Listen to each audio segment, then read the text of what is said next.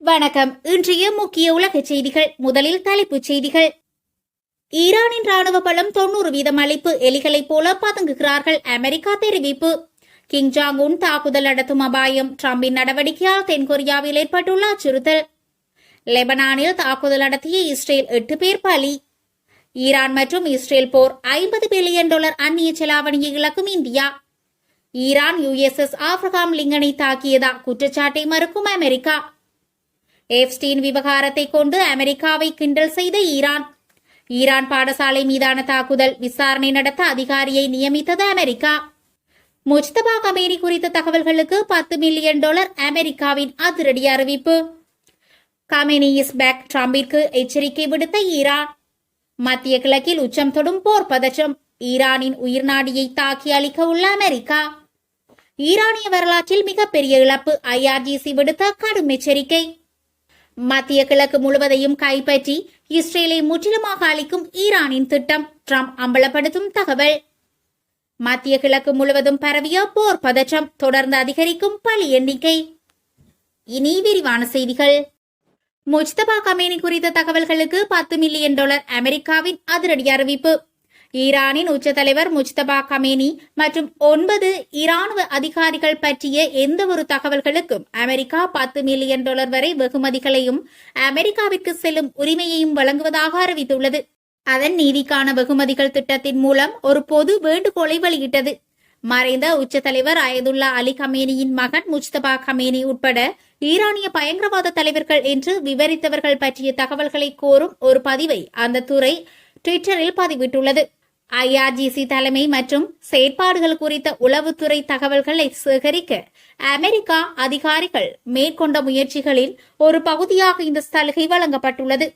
Iran மற்றும் அதன் பிராந்திய வலையமைப்பை உள்ளடக்கிய அதிகரித்த பதட்டங்களுக்கு மத்தியில் இந்த அறிவிப்பு வெளிவந்துள்ளது. Khamenei is back. டிரம்பிற்கு எச்சரிக்கை விடுத்த ஈரான். ஈரானிய ஊடகங்களால் வெளியிடப்பட்ட ஒரு குறிப்பிடத்தக்க அனிமேஷன் வடிவிலான காணொளி சமூக ஊடகங்களில் வேகமாக பரவி உலகம் முழுவதும் உள்ள பார்வையாளர்களின் கவனத்தை ஈர்த்துள்ளது. ஈரானிய ஊடகங்களால் வெளியிடப்பட்ட ஒரு குறிப்பிடத்தக்க அனிமேஷன் வடிவிலான காணொளி சமூக ஊடகங்களில் வேகமாக பரவி உலகம் முழுவதும் உள்ள பார்வையாளர்களின் கவனத்தை ஈர்த்துள்ளது. கமேனி திரும்பிவிட்டார் என்று தலைப்பிடப்பட்ட அந்த காணொளி ஈரானின் மறைந்த உச்ச தலைவர் அயதுல்லா அலி கமேனியின் இறுதி தருணங்களையும் அவரது மரபின் தொடர்ச்சியையும் மையமாக கொண்ட ஒரு குறியீட்டு கதையை முன்வைக்கிறது. அமெரிக்க வெள்ளை மாளிகையும் ஹாலிவுட் படங்கள், அனிமேஷன் மற்றும் வீடியோ கேம் காட்சிகளை உள்ளடக்கிய ஜஸ்டிஸ் தி அமெரிக்கன் வே என்ற காணொளியை கடந்த 6ஆம் தேதி வெளியிட்டிருந்தது. அதற்கு பதிலடியாகவே ஈரான் இந்த கமேனி இஸ் பேக் காணொளியை வெளியிட்டுள்ளது. வீடியோவின் இறுதி தருணங்களில் டொனால்ட் ட்ரம்பிற்கு ஒரு தொலைபேசி அழைப்பு வருகிறது. அதற்கு அவர் பதிலளிக்கும் போது ஒரு குரல் ஒரு சக்தி வாய்ந்த செய்தியை வழங்குகிறது. கமேனி திரும்பிவிட்டார். ட்ரம்ப் அதிர்ச்சியுடனும் பயத்துடனும் எதிர்வினையாற்றுவதை காட்சி காட்டுகிறது. இந்நிலையில் ஒருபுறம் அதிநவீன ஏவுகணைகள் மோதிக்கொண்டிருக்க, மறுபுறம் இணையதளங்களில் காணொளி மூலம் இந்த போர் ஒரு புதிய வடிவெடுத்துள்ளது. ஈரானின் ராணுவ பலம் 90% அளிப்பு. எலிகளைப் போல பதுங்குகிறார்கள். அமெரிக்கா தெரிவிப்பு. ஈரான் மீதான அமெரிக்காவின் தாக்குதல்கள் காரணமாக அந்நாட்டின் ராணுவ திறன் மிக மோசமாக சிதைந்துள்ளதாக அமெரிக்க பாதுகாப்பு செயலாளர் பீட் ஹெக்செட் தெரிவித்துள்ளார். ஈரான் மீதான போர் நிலவரம் குறித்து ஊடகங்களிடம் அவர் பல்வேறு விடயங்களை தெரிவித்துள்ளார். ஈரானிய ஆட்சியாளர்கள் இப்போது அமெரிக்காவின் நட்சத்திரங்கள் மற்றும் கோடுகளையும் இஸ்ரேலின் டேவிட் நட்சத்திரத்தையும் மட்டுமே காண்பார்கள் எனவும் இதுவே அவர்களின் மிக மோசமான கனவு எனவும் அவர் குறிப்பிட்டுள்ளார். ஈரானின் ஆயுத பலம் பெருமளவு வீழ்ச்சியடைந்துள்ளதாக அவர் புள்ளிவிவர தகவல்களுடன் தெரிவித்துள்ளார். ஈரானின் ஏவுகணை கையிருப்பு 90% குறைந்துள்ளது எனவும் ஒருமுறை மட்டும் தாக்கி அளிக்கும் தற்கொலை ட்ரோன்களின் எண்ணிக்கை நேற்று 95% வரை வீழ்ச்சியடைந்துள்ளது எனவும் தெரிவித்துள்ளார். ஈரானால் இனி புதிய ஆயுதங்களை உற்பத்தி செய்யும் திறன் இல்லை என அவர் திட்டவட்டமாக கூறினார். ஈரானின் ராணுவ தொழிற்சாலைகள், பாதுகாப்பு, புத்தாக்க மையங்கள் மற்றும் உற்பத்தி நிலையங்கள் அனைத்தும் தோற்கடிக்கப்பட்டு விட்டதாக குறிப்பிட்டுள்ளார். ஈரானின் தலைவர்கள் தற்போது தங்களை காத்துக்கொள்ள நிலத்தடியில் பதுங்கியிருக்கிறார்கள். எலிகள் செய்வதைப் போலவே அவர்கள் பயந்து நடுங்கிக் கொண்டிருக்கிறார்கள் என அவர் காரசாரமாக தெரிவித்துள்ளார். மேலும் ஹார்முஸ் நீரிணையில் ஈரான் முன்னெடுத்து வரும் அச்சுறுத்தல்களை அமெரிக்கா கையாண்டு வருவதாகவும் அது குறித்து யாரும் கவலைப்பட தேவையில்லை எனவும் அவர் உறுதியளித்துள்ளார். கிம் ஜாங் தாக்குதல் நடத்தும் அபாயம். டிரம்பின் நடவடிக்கையால் தென்கொரியாவில் ஏற்பட்டுள்ள அச்சுறுத்தல். அமெரிக்கா தனது ஏவுகணைகளை எதிர்ப்பு பாதுகாப்பு அமைப்பின் சில பகுதிகளை தென்கொரியாவில் இருந்து மத்திய கிழக்குக்கு மாற்றி அமைத்துள்ள நிலையில் அதற்கு தென்கொரியா அதிருப்தி தெரிவித்துள்ளது. அமெரிக்கா மற்றும் ஈரான் இடையிலான மோதல் தீவிரமடைந்துள்ள சூழலில் அமெரிக்கா தனது terminal high altitude area defence எனப்படும் ஏவுகணை எதிர்ப்பு பாதுகாப்பு அமைப்பின் சில பகுதிகளையும் பிற ராணுவ உபகரணங்களையும் தென்கொரியாவில் இருந்து மத்திய கிழக்கிற்கு மாற்றியுள்ளது. வடகொரியாவின் அணு ஆயுத அச்சுறுத்தலுக்கு எதிராக பாதுகாப்பு ஏற்பாடுகளின் ஒரு பகுதியாக தென்கொரியாவில் சுமார் 28,500 அமெரிக்க படையினர் மற்றும் பல்வேறு வான்வழி பாதுகாப்பு அமைப்புகள் நிலைநிறுத்தப்பட்டுள்ளன. கிட்டத்தட்ட 10 ஆண்டுகளுக்கு முன்பு சியோங்ஷு என்ற தென்கொரிய கிராமத்தில் டாட் ஏவுகணை எதிர்ப்பு அமைப்பு நிறுவப்பட்டது. அப்போது அந்த கிராமம் வடகொரியாவின் ஏவுகணை தாக்குதலுக்கு எதிரான முக்கிய பாதுகாப்பு மையமாக மாற்றப்பட்டது. இவ்வமைப்பு தென்கொரியாவை பாதுகாப்பதற்காக நிறுவப்பட்டிருந்தாலும் அதன் ரேடார் அமைப்பு சீனா மற்றும் ரஷ்யாவின் பாதுகாப்பை பாதிக்கக்கூடும் என அவர்கள் குற்றச்சாட்டு முன்வைத்தனர். இந்நிலையில் தற்போது அமெரிக்கா இந்த பாதுகாப்பு அமைப்பின் சில பகுதிகளை மாற்றியமைத்துள்ளதால் அமெரிக்க ஜனாதிபதி டொனால்டு டிரம்ப் தென்கொரியாவின் பாதுகாப்பு குறித்து அளித்த உறுதிப்பாடுகள் குறித்தும் சந்தேகங்கள் எழுந்துள்ளதாக அந்நாட்டு தகவல்கள் தெரிவிக்கின்றன. லெபனானில் தாக்குதல் நடத்திய இஸ்ரேல் 8 பேர் பலி, பலர் காயமடைந்துள்ளதாக தகவல். தெற்கு லெபனானில் இஸ்ரேல் நடத்திய தாக்குதலில் 8 பேர் உயிரிழந்துள்ளனர். தெற்கு லெபனானின் சிடோன் நகரில் உள்ள அல்புவார் எனும் இடத்தில் உள்ள குடியிருப்பு கட்டிடம் ஒன்றை குறிவைத்து இன்று இஸ்ரேல் தாக்குதல் நடத்தியுள்ளது. இந்த வான் தாக்குதலில் 8 பேர் உயிரிழந்ததோடு 9 பேர் காயமடைந்துள்ளதாக அந்நாட்டு ஊடகங்கள் செய்தி வெளியிட்டுள்ளன. குறித்த தாக்குதலால் குடியிருப்பு கட்டிடம் பலத்த சேதமடைந்துள்ளதோடு மீட்பு பணிகள் முன்னெடுக்கப்பட்டு வருகின்றன. ஈரான் மற்றும் இஸ்ரேல் போர். $50 பில்லியன் அந்நிய செலாவணியை இழக்கும் இந்தியா. அமெரிக்கா மற்றும் இஸ்ரேல் ஈரான் மீது நடத்தி வரும் போர் இந்தியாவின் பொருளாதாரத்தில் பெரும் பாதிப்புகளை ஏற்படுத்தியுள்ளது. குறிப்பாக வளைகுடா நாடுகளில் பணிபுரியும் 91 லட்சம் இந்தியர்கள் அனுப்பும் சுமார் $50 பில்லியன் மதிப்பிலான அந்நிய செலாவணி வருமானம் இந்த மோதலால் பெரும் ஆபத்தை ஏற்படுத்தியுள்ளதாக வெளிநாட்டு ஊடகங்கள் செய்தி வெளியிட்டுள்ளன. இந்த போர் காரணமாக ஹார்முஸ் நீரிணை மூடப்பட்டிருப்பதால் உலகளாவிய மசகு எண்ணெய் மற்றும் எரிவாயு விநியோகத்தில் பெரும் தட்டுப்பாடு ஏற்பட்டுள்ளது. இந்தியாவின் எரிபொருள் தேவையில் பெரும் பகுதி இந்த நீரிணை வழியாக வருவதால் இந்தியாவில் எரிபொருள் விலை உயர்வு மற்றும் பொருளாதார நெருக்கடி ஏற்படும் அபாயம் உருவாகியுள்ளது. ஈரான் USS ஆப்ரஹாம் லிங்கனை தாக்கியதா குற்றச்சாட்டை மறுக்கும் அமெரிக்கா. அடுத்த கட்டத்தை நோக்கி நகரும் போர்க்களம். ஈரானின் IRGC கடற்படை தாங்கள் ஏவிய பாலிஸ்டிக் ஏவுகணைகள் அமெரிக்காவின் விமானம் தாங்கி செல்லும் போர்க்கப்பல் USS ஆப்ரஹாம் லிங்கன் மீது தாக்கி அதனை அழிக்கச் செய்து வளைகுடா நீர்ப்பரப்பிலிருந்து பின்வாங்கி சென்றதாக தெரிவித்துள்ளது.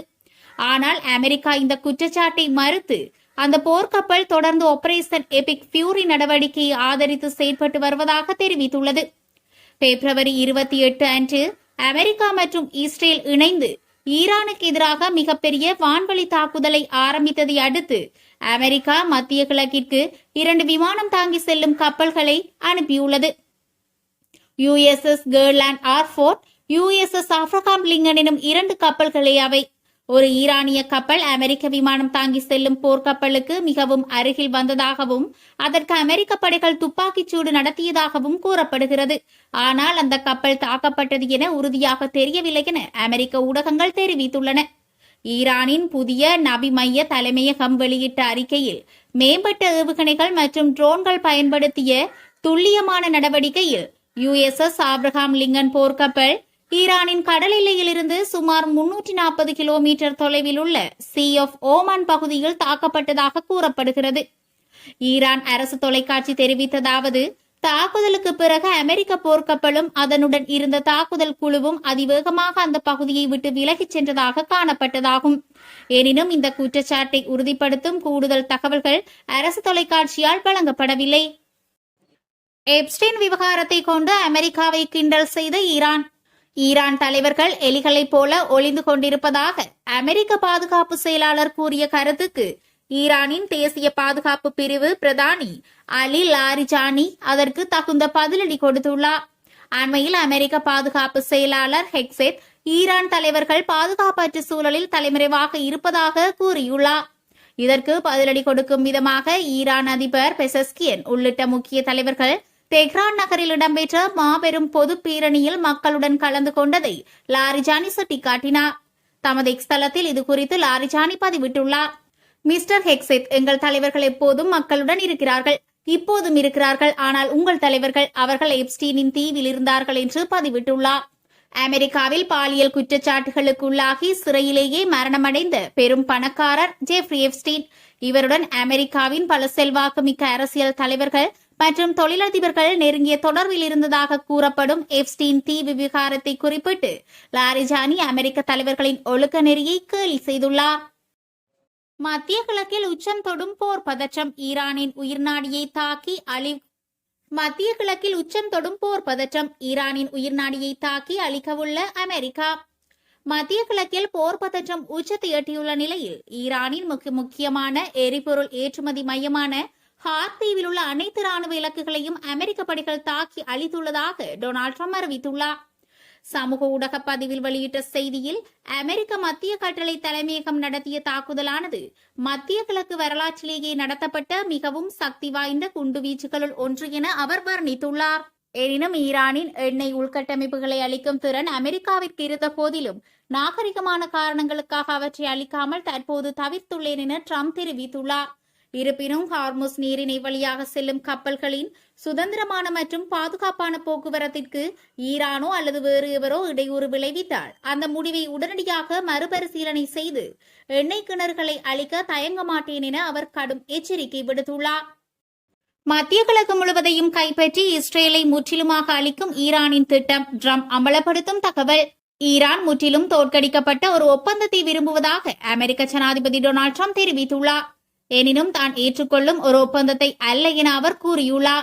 ட்ரூத் சமூக வலைதளத்தில் இட்டுள்ள பதிவில் அவர் இந்த விடயத்தை கூறியுள்ளார்.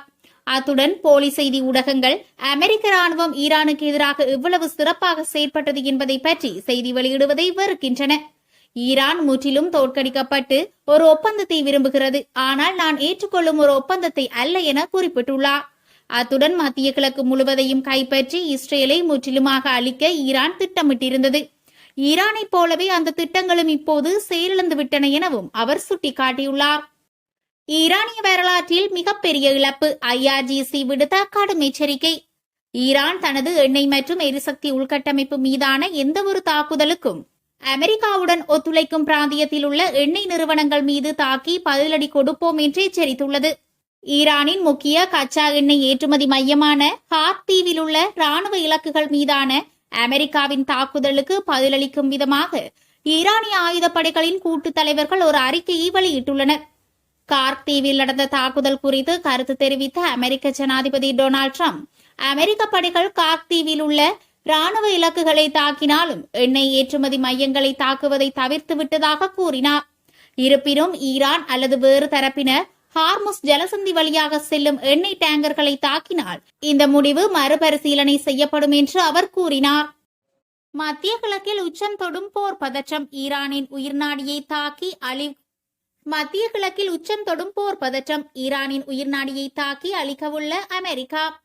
மத்திய கிழக்கில் போர் பதற்றம் உச்சத்தை எட்டியுள்ள நிலையில் ஈரானின் முக்கியமான எரிபொருள் ஏற்றுமதி மையமான ஹார்த் தீவில் உள்ள அனைத்து ராணுவ இலக்குகளையும் அமெரிக்க படைகள் தாக்கி அழித்துள்ளதாக டொனால்ட் ட்ரம்ப் அறிவித்துள்ளார். சமூக ஊடக பதிவில் வெளியிட்ட செய்தியில், அமெரிக்க மத்திய கட்டளை தலைமையகம் நடத்திய தாக்குதலானது மத்திய கிழக்கு வரலாற்றிலேயே நடத்தப்பட்ட மிகவும் சக்தி வாய்ந்த குண்டுவீச்சுகளுள் ஒன்று என அவர் வர்ணித்துள்ளார். எனினும் ஈரானின் எண்ணெய் உள்கட்டமைப்புகளை அளிக்கும் திறன் அமெரிக்காவிற்கு இருந்த போதிலும் நாகரிகமான காரணங்களுக்காக அவற்றை அளிக்காமல் தற்போது தவிர்த்துள்ளேன் என ட்ரம்ப் தெரிவித்துள்ளார். இருப்பினும் ஹார்முஸ் நீரிணை வழியாக செல்லும் கப்பல்களின் சுதந்திரமான மற்றும் பாதுகாப்பான போக்குவரத்திற்கு ஈரானோ அல்லது வேறு எவரோ இடையூறு விளைவித்தால் அந்த முடிவை உடனடியாக மறுபரிசீலனை செய்து எண்ணெய் கிணறுகளை அழிக்க தயங்க மாட்டேன் என அவர் கடும் எச்சரிக்கை விடுத்துள்ளார். மத்திய கிழக்கு முழுவதும் பரவிய போர் பதற்றம், தொடர்ந்து அதிகரிக்கும் பலி எண்ணிக்கை. அமெரிக்கா, இஸ்ரேல் மற்றும் ஈரான் இடையேயான கடுமையான தாக்குதல்களால் மத்திய கிழக்கில் 12 நாடுகள் நேரடியாக பாதிக்கப்பட்டுள்ளதாக தெரிய வந்துள்ளது. இது தொடர்பில் வெளியான அறிக்கையின்படி, அமெரிக்கா மற்றும் இஸ்ரேலிய தாக்குதல்களால் ஈரான் அதிக சேதத்தை சந்தித்ததுடன் 1444 பேர் கொல்லப்பட்டதுடன் 18,551 பேர் காயமடைந்துள்ளனர். இரண்டாவது அதிக உயிரிழப்புகள் பதிவு செய்துள்ள லெபனானில் 687 பேர் கொல்லப்பட்டதுடன் 1774 பேர் காயமடைந்துள்ளனர். ஈரானிய தாக்குதல்களில் இஸ்ரேலில் 15 பேர் கொல்லப்பட்டதுடன் 2000க்கும் மேற்பட்டோர் காயமடைந்துள்ளனர். அதே நேரத்தில் ஈராக்கில் 27 இழப்புகள் பதிவாகியுள்ளது.